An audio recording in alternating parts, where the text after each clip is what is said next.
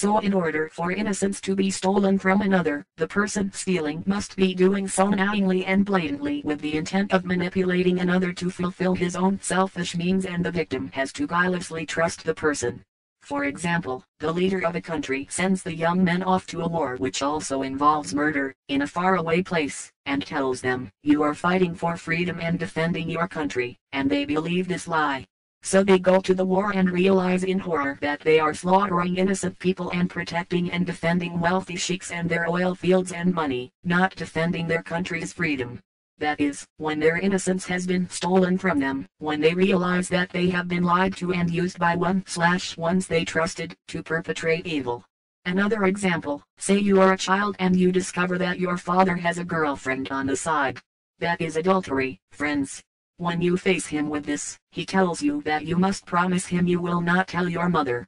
He still loves her and doesn't want to hurt her and the family, etc.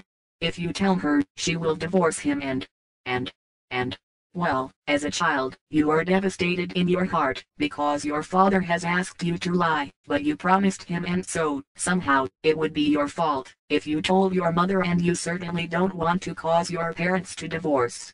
This is emotional blackmail, and the father has stolen the innocence of his own child by making her promise to lie and making her feel responsible for his irresponsible behavior, for what could happen if she told her mother the truth. Another perhaps more repugnant example, any adult man or woman who willfully indulges in the lustful coercion and manipulation of a child who trusts him/her to perform any form of sexual activities has most definitely stolen the innocence of that poor child. Here is another example close to the hearts of Americans. Your forefathers of the wondrous United States of America were inspired by God in the development of a most sacred Constitution and Bill of Rights in order to maintain peace and balance and allow you freedom and the pursuit of happiness. Although not perfect, with the addition of certain amendments abolishing slavery, for example, it became the most important and protective set of standards for human rights, decency, and freedom in your current history on Earth. Now every person you elect into the offices of leadership, such as the presidency, vice presidency, Congress, and Senate, has taken an oath to uphold the Constitution of the United States of America. You, the people, have elected these leaders on the trust and good faith that they will honor your Constitution and Bill of Rights. You now have a president, and a Congress who mostly support him, who has essentially nullified this U.S. Constitution by his executive orders in order to pursue the One World Order, which has a new so-called Constitution for One World domination. This is called stealing your freedom, America, and making you slaves. Are those so-called elected leaders who support this infringement on your U.S. Constitution honoring the oath they gave to you and to God? They are stealing your freedom, and worse than that, they are taking an oath that they know they won't honor. That is called lying to you, the people, for their own selfish means. Please do not confuse the ones who act by willful guile and deceit in stealing the innocence or possessions of others with the ones who truly believe a lie to be the truth and then pass on their false belief to another/others, for example their children or students. This is simple ignorance of truth, and, although it may or may not be acceptable to God, ignorance is not a willful act of stealing the innocence of another. Here is something else that is very important to remember and understand clearly. If one tells what he knows to be a lie in true self-defense, privacy, or for the defense, privacy and protection of another, this is not against God's laws. This does not mean lying to maliciously deceive about evil secret oaths or activities such as in the evil cult of Freemasonry. This is one way the Antichrist twists God's laws to condemn others by one's telling you you must never lie, which means, 1. To make a statement which one knows to be false. 2. That which is intended to produce a false impression. You can literally be made the tool for the harm or destruction of yourself or another. Let us give you some examples to think about. Let's say it is World War II, and in compassion you are hiding a Japanese/American family in your basement to protect them from being put in the camps. So the police come to your door and ask you if you have seen or know any Japanese people. Are you going to tell them the truth knowing it will endanger your family as well as the ones you are protecting? Next example, let's say you go to war and are captured by the enemy. They require you to appear on the television and make a statement to your leaders which you know is false, but if you do not they will kill you. Are you going to do what they ask? Here is an example given several times by Heaven. Let's say our beloved Jesus Christ, Sananda, comes to your home and the authorities come looking for him, and you know it is because his persecutors do not want him free and alive. Are you going to tell them where he is? We will give one more example which may become reality for many. Let's say your government institutes a draft requirement, while your son, father, or friend refuses to sign up for the draft and decides to become a conscientious objector. Now, if the authorities call you and ask you where this person is, will you tell them?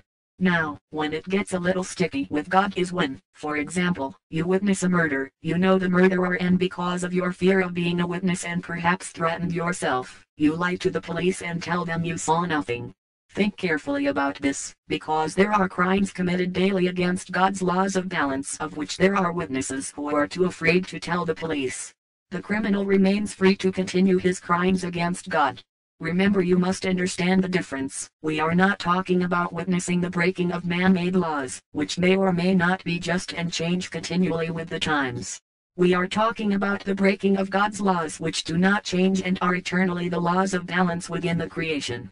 You ones also have something called little white lie, defined as a false statement made with the intent of being polite or kind. This is also called the social lie. Now most of you ones do choose to politely lie to retain your privacy.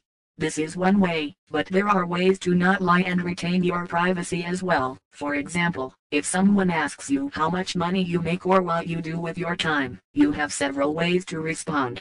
You can lie, or the considered direct but harsh response is, that is none of your business. But for those of you who wish to honor yourself and be polite to the other, you can say simply, please do not be offended, but I prefer not to answer that question, as it does not concern you. There are situations which do fit the criterion of the white or polite lie, although many of you ones do try to stretch the limits of those criterion. The key here is intent. Oftentimes, rather than honoring your true feelings, you will hide behind the white lie in order to keep your job. For instance, if you perceive your employer to be narrow-minded and tyrannical and you are afraid that by being honest and direct with your ideas and feelings, you will be fired. You see, you perpetuate the perceived tyranny against yourself by being polite and allowing it to continue. An example of a truly polite lie is this: when you know your mother spent hours preparing a meal for you, and you do not like ham, and she asks you how you like her meal and you say it is excellent. Although it is not exactly a true statement, your true intent, in kindness and appreciation, is to honor what you know to be her feelings of love for you. So, if you lie and your intent is to manipulate someone in order to selfishly achieve or receive something from them you desire, rather than acting with integrity and being direct, this is not a white lie. Remember this: you can lie to yourself or to another, but you cannot ever lie to God. You see, God always monitors and records your true intent in all situations He presents to you. 10. You must not covet or envy that which belongs to your neighbor. Let us first define the words covet and envy. Covet means to long for something belonging to another. Covetous means excessively desirous of something, greedy. Envy means 1. A feeling of resentment or discontent over another's superior attainments, endowments, or possessions. So the literal meaning of this law is that you must not, because of your own insecure/inferior feelings and lack of self-worth, long to have something another has, such as money, a new car, a skill or talent. And then on top of longing for this object another has, you must not then resent the person who has attained that which you feel you desire, but have not created, exactly because of your insecure/inferior feelings and lack of self-worth. See also recognizing the Antichrist within. What transpires when you become covetous and envious is that you become wrapped up in your greed and resentment, and you will not be taking personal responsibility for your manifested illusion. You will continue to create the perceived lack, and eventually you will be consumed by the effects of covetous and envious feelings, which most often result in the various manifestations of self-punishment, that is, anger, guilt, criticism, jealousy and depression. 11. You must not impose nor force your free will upon the free will of another. Also known as the law of non-interference. This law was given forth by God so that the free will and soul evolution of each fragment would not be infringed upon without permission from God within, especially by the adversaries of God with more awareness of their power.